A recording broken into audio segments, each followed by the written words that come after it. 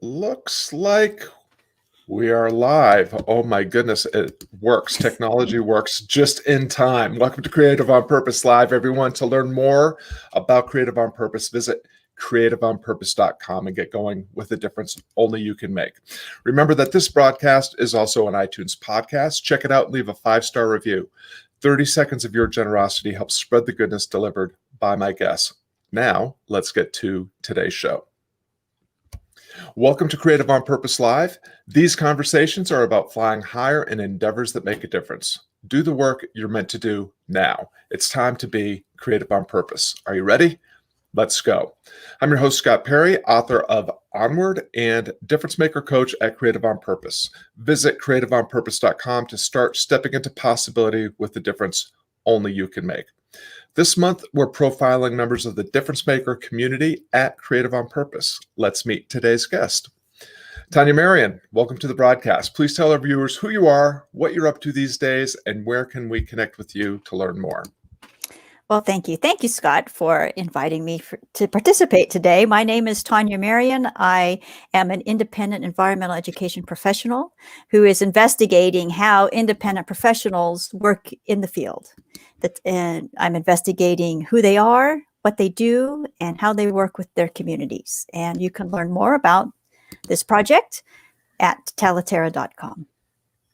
So, what is the primary thing that you're working on at Talaterra these days? What's the difference that you're making? My investigation into how independent professionals work in the field is motivated by two things. One is to demonstrate that these community educators and these independent educators make good community partners.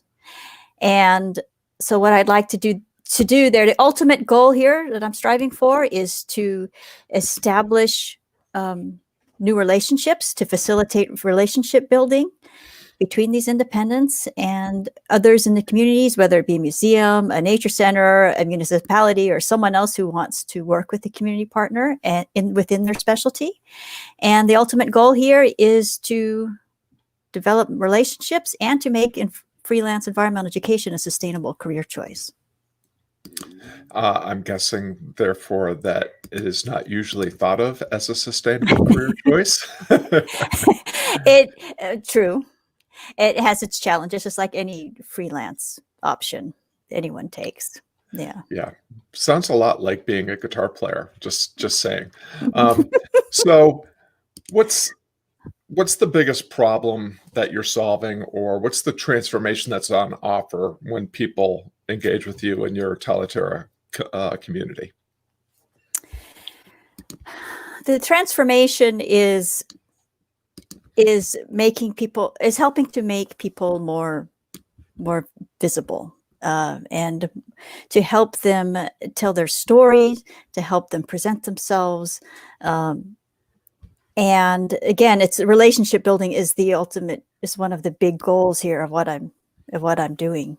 And so, the independent educators, they do not have a building with their name on it. They're not in the phone book per se, that anybody uses the phone book, but, and so they work that they do really, is below the radar. And so by hosting conversations with these professionals on my podcast and engaging with them in the trailhead community, the open forum, my hope here is that these individuals will work with each other, will form community with each other, but will also then be more visible to people who would like to work with them.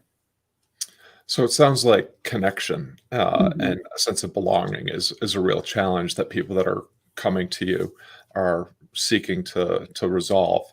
And so give us a little sense of what it looks like inside Talaterra. Inside, let's see, inside the trailhead community. In the trailhead? Okay, in the trailhead, I have, it's an open community. And so there are people from a variety of fields. Freelance environmental education is a lot of different things, and it looks like a lot of different things. And so it can look like an after-school program. It can look like nature journaling. It can look like permaculture and food systems education. Yeah, it can look like creating bilingual learning environments. And so the people that you will find in this new community, it represent many different aspects of the field. And one of the things that becomes clear is that, environmental education is not just one thing. Mm. My one of my challenges here with this project is the phrase environmental education, because environmental education means different things. For some, it means it's more K-12 education. To others, the phrase might trigger thoughts of environmentalists, and that word has its own charged meaning. But I went into this project knowing that there were people working in different ways, and because I had met them with my previous endeavor and crossed paths with them. And so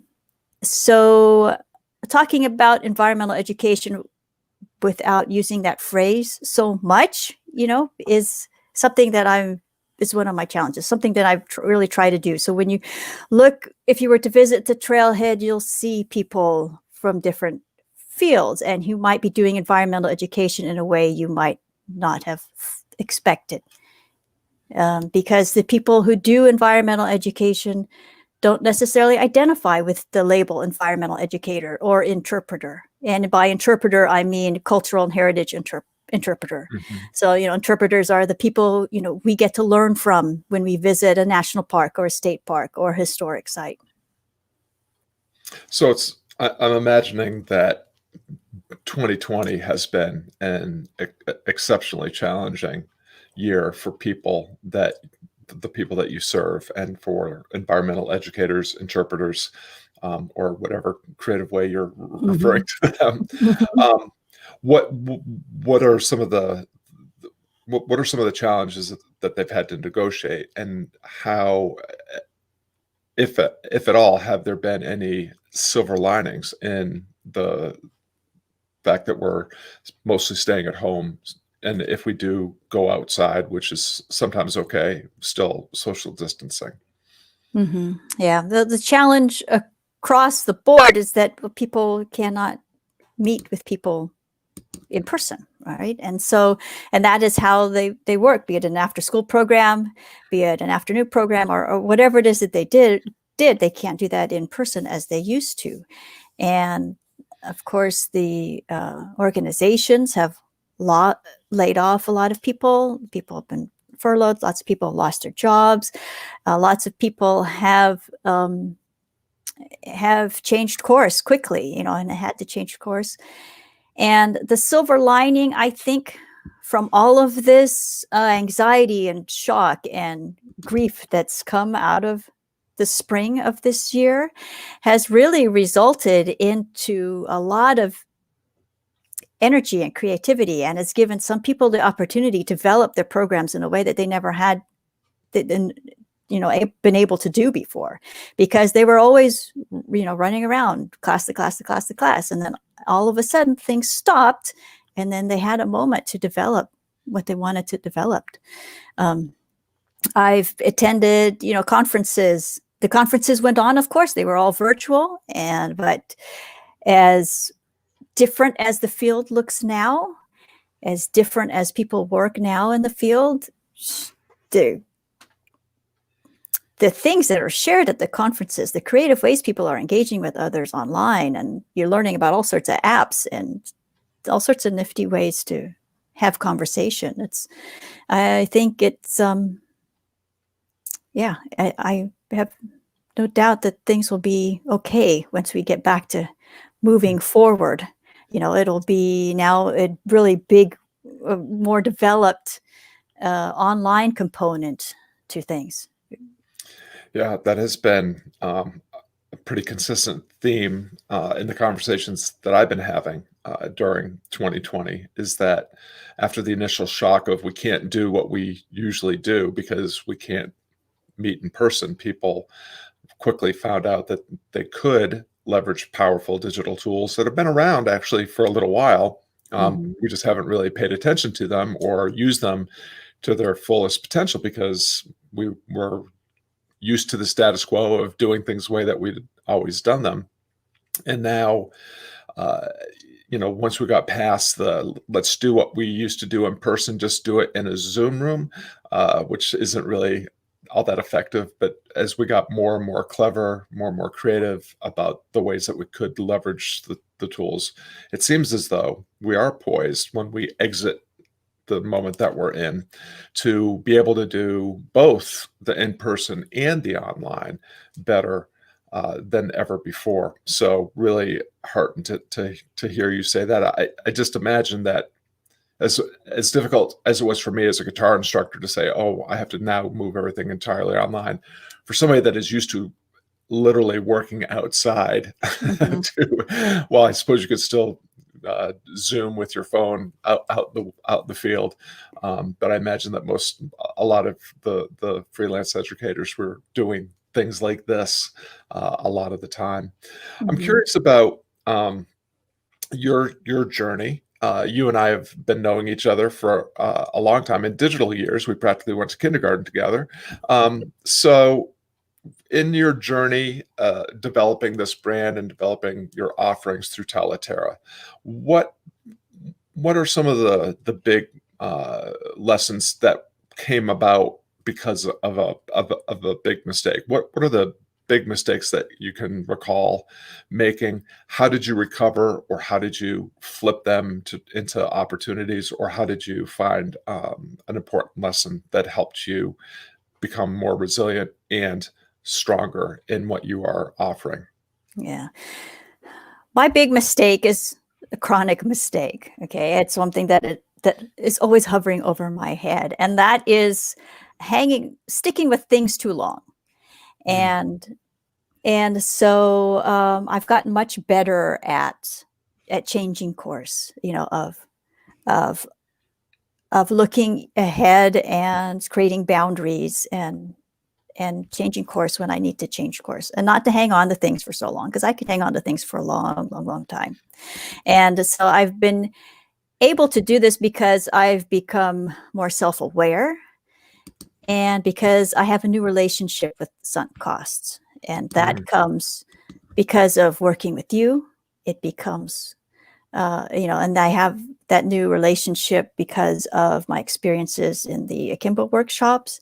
And so I've gotten better. I don't wait as long as I used to.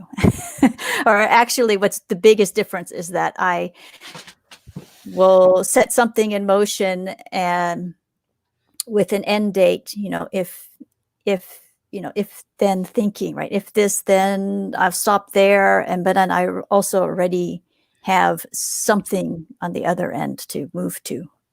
So it's yeah. not, yeah, that's the difference. It's such a nuanced dance, this idea. Well, number one, negotiating or parsing the difference between am I throwing good money after bad, or good time and attention after after poorly spent time and attention in a sunk cost? Hmm. Am I in a dip that I should actually be powering my way through? And then how do we distinguish the things that we should remain committed to, for a period of time to make sure that they are not working, as opposed to when do we quit something that is clearly not going to work out. One of the things that you mentioned was kind of having a schedule, which is, I love that idea. I've heard Seth Godin talk about this before, like define your time frame, and so you have a goal, you have a strategy, you commit to the strategy, and you work towards that goal for whatever that period of time is. And the thing about goals is, when you did or did not make them. And if you don't, it's time to give up or tweak and retry. So Yeah. I love that. I, I'm gonna poke a little bit more into this, because you and I share a common strength that with the flip side weakness, which is the ability to come up with many, many brilliant ideas, multiple brilliant ideas in a day, and get really excited about them. And the flip side, the downside is creating distractions for ourselves that keep us from actually making the progress in the one thing that we need to be making progress in, and instead being productive and doing a lot of things, but not really moving the needle in terms of the prosperity and the promotion of our endeavor. So since you and I have been working on this a little bit this year, I wonder if you would just speak to that, because I think it's a common trait of a lot of folks tuning in that are entrepreneurs or freelancers or just people involved in a side hustle or passion project that aren't making the progress that they'd really like to make. Yeah, lots of ideas, running out of time, bouncing around like a ball in a pinball machine. Yeah, I can relate to that. that is me on well, that is me on any day. But how do I reel myself in? Is really I've gotten better at identifying constraints. As we've mentioned, boundaries, and how do and really being very, very focused. I've tried all sorts of different things, different apps, different ways of building my calendar. And, but what it really comes down to is just picking one thing. And the one thing that is really going to move my project forward and move my work forward. And when you sit and think about it and really kind of write them out, each thing you want to do on a Post-it note, it's pretty easy to identify what that one thing is, or what those two things are. And then the others can move other Post-it notes to another, to the side, put them in their own pile for some time later. I think it's a process of, and I'm a Post-it note person, so, color code or not color coding, just write it all out and have your life in front of you. And it's pretty easy then to see what needs to rise to the top and what can be set aside for later. Yeah.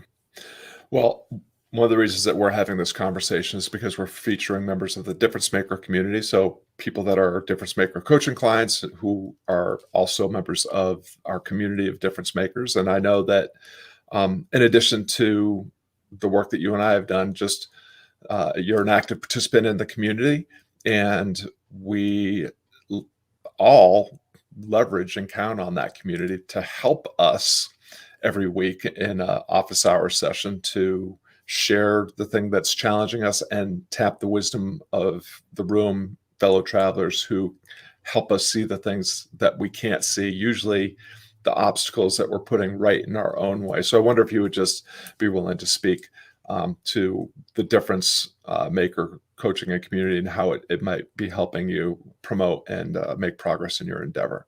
Oh, yeah. Well, it's not might be helping me. It's been very, very helpful because look, I can live inside my head, and I've done a lot of that.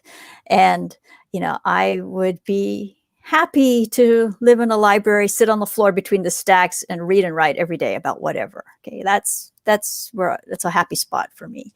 But the Difference Maker community, with every weekly gathering, or whenever we do meet, has resulted in a new layer of knowledge, or a new layer of curiosity, or a new layer of understanding being laid. And it always expands and changes how I look at the world. And then working with you has been, it's been key to me retreating back into my own head. And it's been key to conversations that we have, the perspective that comes from every conversation that we have is really It really is literally a next step into the next week or the next month. It really is. This has been a stepping stone for me.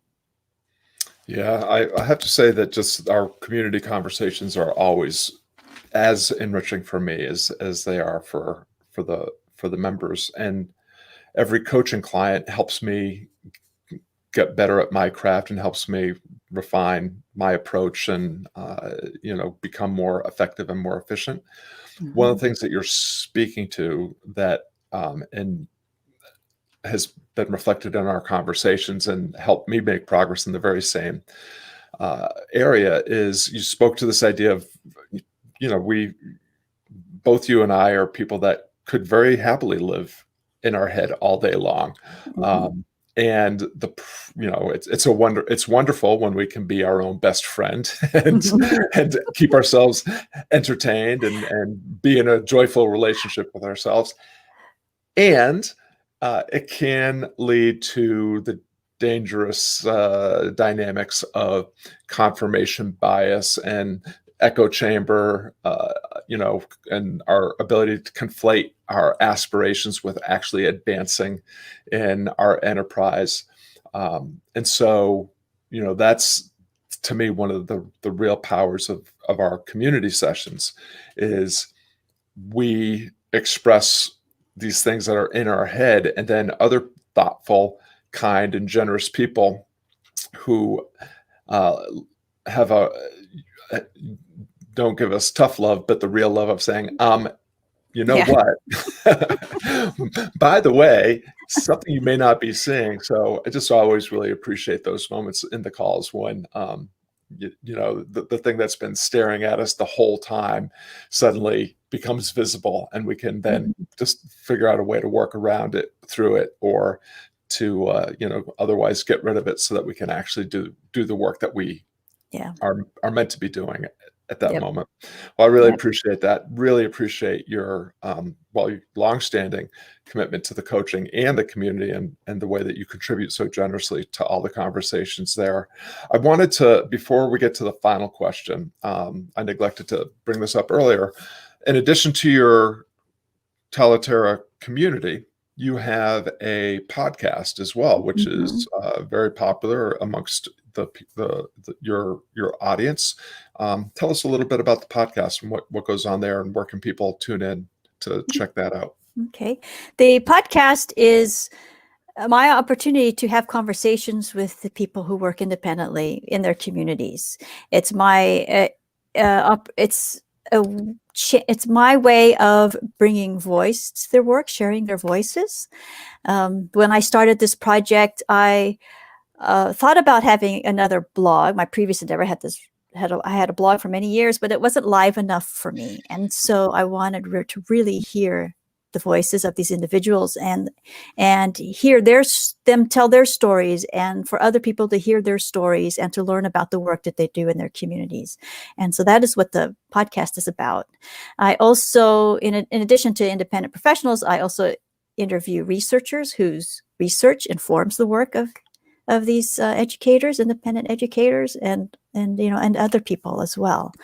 So it's been great. I love the conversations I've been having. It's been a good ride, a good run. And if you go to the website at talaterra.com, you'll see the podcast link, and you'll find all the episodes there. Yeah, and worth noting as well that you are a coach in the Podcast Fellowship, which is one of the Akimbo workshops, which is where you and I first, I think you and I first collided in. Was it the very first marketing seminar? Fourth. I think it's TMS 5. Gotcha. Yeah. So, and just want to touch on something that you said that I think is really worth underlining and highlighting. You talked about your podcast is, creating a live engagement, and there's a more narrative structure. We are by nature narrative creatures. It's storytelling is how we make sense of the world, how we make sense of ourselves and our situation, how we make sense of other people. And your podcast really does a fantastic job of helping people unpack their stories in a way that I know must be immensely helpful to the audience that's tuning in. So definitely encourage people to check out Tanya's podcast.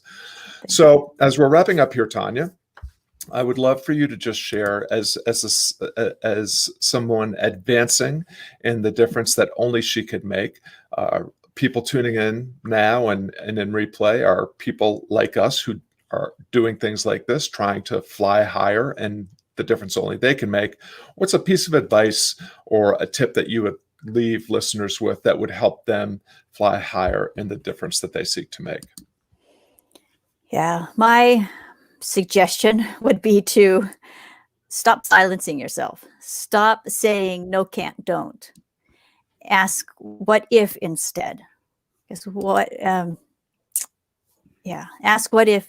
Step, in the case of whatever field you're in, step back from the content, the way things have always been done, the way you feel you need to be, and look at what you see in front of you. Honor the hunches that you have, honor the observations that you've made and the hunches that have come from the observations. Look to see what is really there in front of you. Honor yourself and give yourself a moment to really reflect back on what you see. Because if you see something that needs to be changed, you see a gap that needs to be filled, the tendency, I just know for me, is to go look at the literature, go find a book, go to the library, look up a journal article. Okay, but I suspect that what you're looking for, doesn't exist in a book or a journal article yet. So what if you were the one to make that contribution?